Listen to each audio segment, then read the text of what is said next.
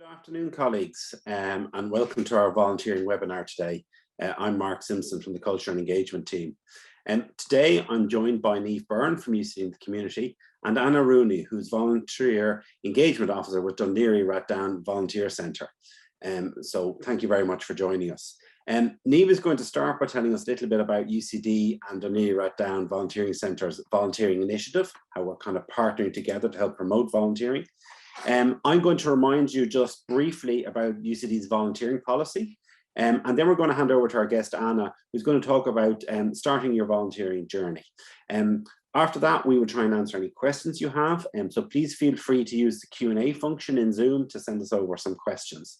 So I'm going to hand over to Niamh, and we will then introduce Anna, and then we'll come back at the end for any questions. So thank you very much, and over to you, Niamh. Thanks, Mark. So happy New Year to you all, and thanks for coming here to show your interest in volunteering. As Mark said, I'm Niamh Byrne and I work with UCD in the community team. And UCD in the Community is UCD's community engagement initiative. So we aim to connect staff and students with the wider community for mutual benefit. So Anna herself here today is part of the Laoighaire Rathdown Volunteer Centre. Anna is the volunteer engagement officer there. So she connects individuals with community organisations with some amazing volunteering roles. So really ourselves in UCD and the community had seen there was some staff that were interested in volunteering and getting involved. And we just saw it as a good opportunity to partner with Laoighaire Rathdown Volunteer Centre, being our local one, and just to bring together some of the roles which might interest staff, general volunteering roles, and also some skills-based roles. So please do keep an eye on the Culture and Engagement website or the staff e-zine, because we will be advertising some of those roles over the next few months, and it's a great opportunity for you to get involved. So pass you over to Anna. I'm Anna, as Niamh has already said. I'm one of the volunteer engagement officers in the Laoighaire Rathdown Volunteer Centre. And I guess the majority of my work is dealing with people who are interested in volunteering and taking them through the process and finding some roles. I guess there are some of you possibly who are already volunteering or have volunteered in the past. I hope you are finding or have found that a fulfilling experience, but I also hope that you can take away something from today. So we'll just kick off and start. So today I just want to talk to you about your local volunteer centre, who in this case is the Laoighaire Rathdown Volunteer Centre, some tips on getting started, types of roles, and what the next steps are. A national volunteering strategy defined volunteering as any time willingly giving, either formally or informally, for the common good and without financial gain. Laoighaire Rathdown Volunteer Centre, who are we and what are we? We're part of the national network of volunteer centres in Volunteer Ireland. We're the link, I guess, the referral. So we support people who want to volunteer, and we support organisations who want to involve volunteers. So we sit in there in the centre. We maintain IVOL. IVOL is a term, when you volunteer, you will become very familiar with. It's the national database of volunteering opportunities held by Volunteer Ireland. We provide information, support and services to anyone who wants to volunteer in a format, either phone, email, or currently by virtual appointment, because as we're all working from home. We can help you find roles, we can help you register, and we're always there to help you. We're at the end of the phone or at the end of the email. We do various other things, but the service for volunteers, that's what it is basically. Okay. Why do you want to volunteer? In Laoighaire Rathdown, we feel that this is a very important question. I guess volunteering is a two-way process. It benefits the organisation or the cause, but it should also benefit you, the individual. And this question allows people to explore what their motivation is for volunteering. And there are lots of motivations and they're all valid. But I guess understanding why you want to volunteer and what you want to get from your volunteering can make finding a role easier, a fulfilling and satisfying role in particular easier. When somebody comes to us and they want to start volunteering, I guess there are 4 pointers that we give them to start, just to kick off the process. And we'll start with, say, location. So where are you? How far do you want to, can you travel to work, to a volunteering role? You know, is it by car, by public transport? How far do you want to travel? Always bearing in mind that there's a time commitment associated with the travel as well as the actual role. Are you happy to do a role remotely? Currently, obviously, with the pandemic, a lot of roles have gone remote, but not everybody wants to be in a remote role. Some people want the opportunity to meet and interact with people. Availability. I guess we would say to people to be very mindful. Everybody is busy, and just think about your commitments and not to overcommit yourself. Skills. We all, I guess, possibly undersell our skills when we think about roles. And I guess also we need to think about what skills do we want to develop when we're volunteering, because that's another part of it. Our interests, what do you like doing? What do you feel passionate about? Maybe it's a cause rather than an activity. We occasionally have somebody who comes in to get started on their volunteering journey, and they say, I want to volunteer, but I have no idea where I want to start. I will quite often say to somebody, well, was there a hobby you did in the past that maybe you don't, for whatever reason, do now, but that really you enjoyed doing and it fulfilled you? Maybe it's an opportunity to explore that. And I guess, look, bearing in mind you're in the education field, I see volunteering, the volunteering journey, as very similar to the career journey, the education journey. You know, it's just a path, and there are lots of various different directions you can go, but it all has to be enjoyed. I suppose it's also bearing in mind you are giving of your time to volunteer. So if, I suppose fundamentally you have to be interested, you have to have a passion for it. And when you're committing to something, it's important to have that. Okay, another area where we, I guess, like to flag it up with volunteers who are looking for roles is the skills versus the interest trap. I've used these pictures because we had a case where a gentleman wanted to volunteer. His background was accountancy, and he automatically assumed that volunteering, he would look for a role in a similar field. But when we delved deeper and looked at various roles and talked, and we discovered that he was a passionate gardener. And it wasn't something which he had ever thought about, volunteering in a gardening, or even occasionally some people are lucky that they can find something that fulfills both the skills and the interest in a single role, you know. But it's just, look, I think we all need to think outside the box and not be too narrow, because you're more likely to get a more fulfilling role. Okay, types of volunteering. It's quite difficult to categorize volunteering into various types. Lots of roles overlap into various things. You've obviously, I'll give you a basics of where what we see the categories are, but some roles, it's, you know, you just have to read up on them. First one would be what we call regular volunteering. And I think we all tend to think it's the weekly volunteering, the monthly volunteering, it's your charity shop, it's, you know, your befriending, even your coaching at your local sports club or whatever. A lot of the regular volunteering roles would have been face-to-face pre-COVID. Quite a few of them are now, where possible, have gone to being remote opportunities. There are still some face-to-face, and hopefully that will increase. And I know we're all aware of what these opportunities are. I just wanted to highlight a few that maybe you mightn't have thought about.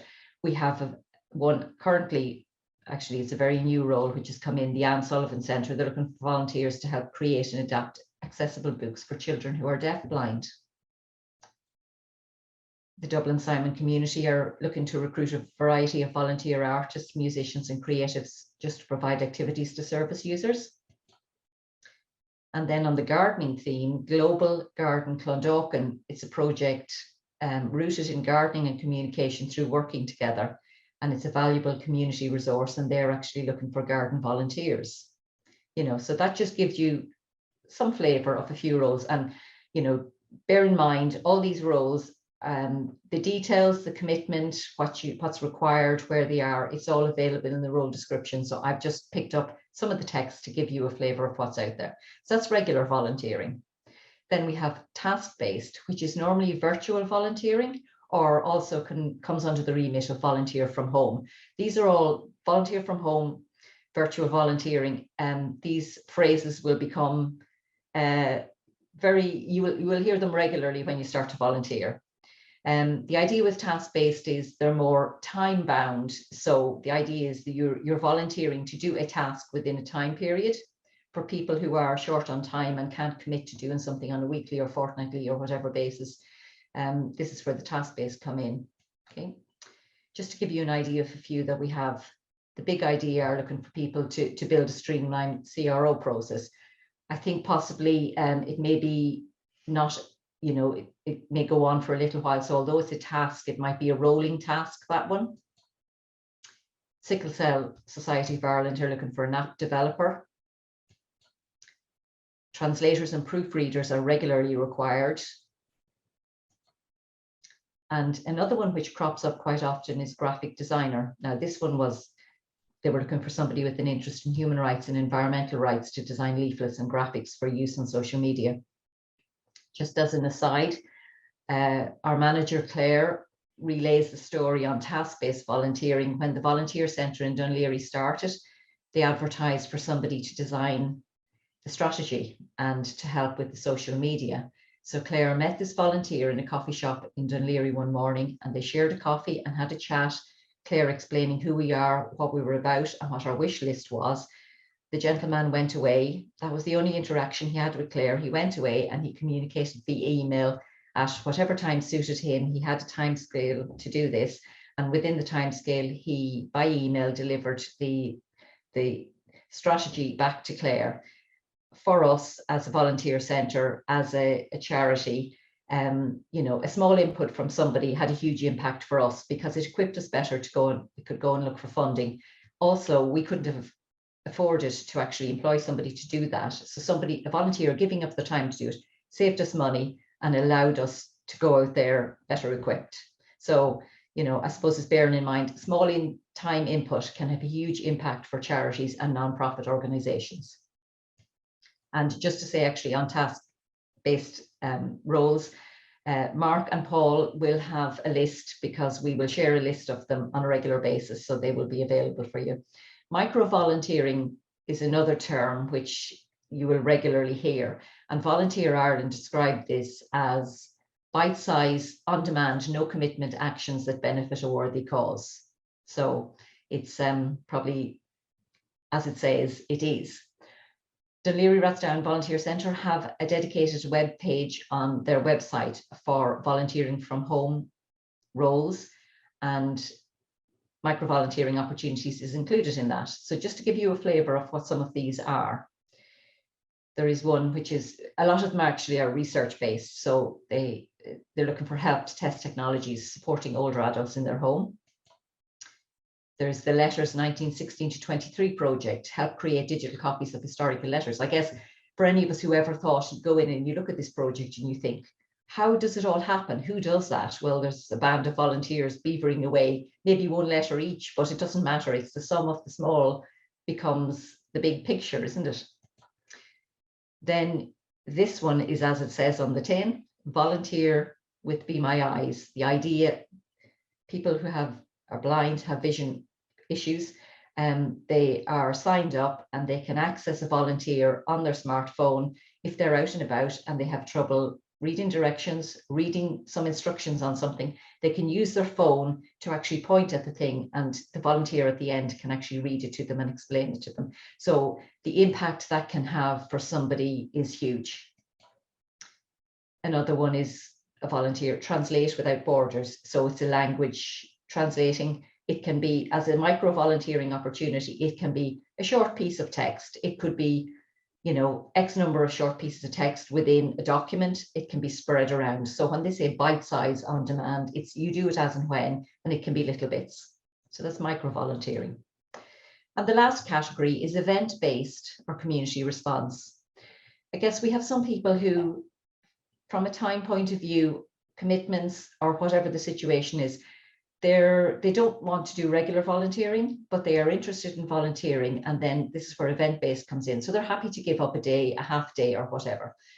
And just to give you an idea of a few of these, pre-COVID, Dún Laoghaire Rathdown would have had a 5K, It was a community fun event, and they would have looked for volunteers to help stewarding, registration, etc. I think we're all aware of what those roles are. Booterstown Nature Reserve annual cleanup, an annual event, a couple of hours in the morning.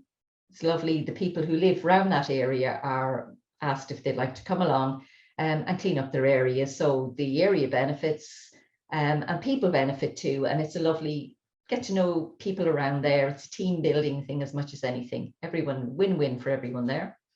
Last October, Dún Laoghaire County Council organised some events to mark International Day of Older Persons, and they asked for some volunteers for an hour. I think they had 3 events on the one day, and they wanted, each of them were an hour, and they wanted 2 volunteers for each. Meet and greet, just help at the actual event. So these are event based, so it's once off and then you've done your volunteering and you do as many as you want. The last one wasn't actually a once off. UCD Vaccination Centre, which I'm sure you're all familiar with.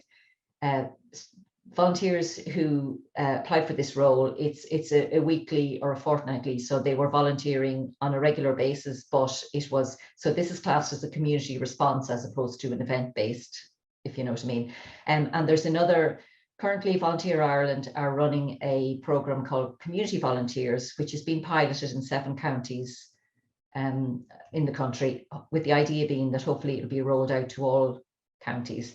We are currently involved, as are some of the other volunteer centres in Dublin. And you will get information, if that's something you're interested in, you will get information when you register for IVOL.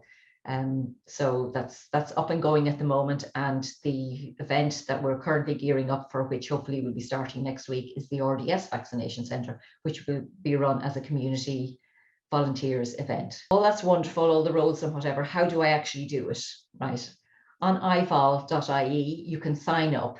This is where you put your details in. Once you sign up and submit, your details will get pinged to your local volunteer centre. You'll receive an email acknowledgement. That's by way of your local volunteer centre introducing themselves and information that you will need through your volunteer journey. Once you've signed up to IVOL, then you can sign in to view your volunteer profile, make changes. Once you volunteer, you can give details of the hours you worked, that you volunteered for, or whatever. You can also, more importantly, initially, is you use IVOL to search and apply for volunteer roles, and we can also assist with this. When you sign up or log on to IVOL, this is what you will find. It's pretty self-explanatory, and apparently this is cut off, but I had to make it big enough that you could actually read. So that's the registration form. Fill it out, and then it finds its way to your volunteer centre. Now, when you've done the registration and then you go in and you find a role, on each role there's an actual link that if you are interested in that role, you click the link, which means you're registered and interest in it.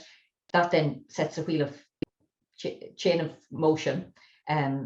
We will get contacted to say you're interested. You will then get an email from ourselves or your local volunteer centre to say, okay, with details of the organisation, or also that we are sending your details to the organisation depending on, and hopefully at that stage then that will be a successful outcome and you'll have found a role and you'll start to volunteer. Okay, what's next? Well, I hope, call to action, that somebody, few of you here might have been enthused by some of the roles you saw there, or might think, okay, do you know, I'd like to go to the next stage. So if so, please register with IVOL as we've described. And then just remember that your local volunteer centre, there is somebody there only waiting to either pick up the phone to you, to your call, or to answer your email. And we're there to help. So please reach out to us, you know.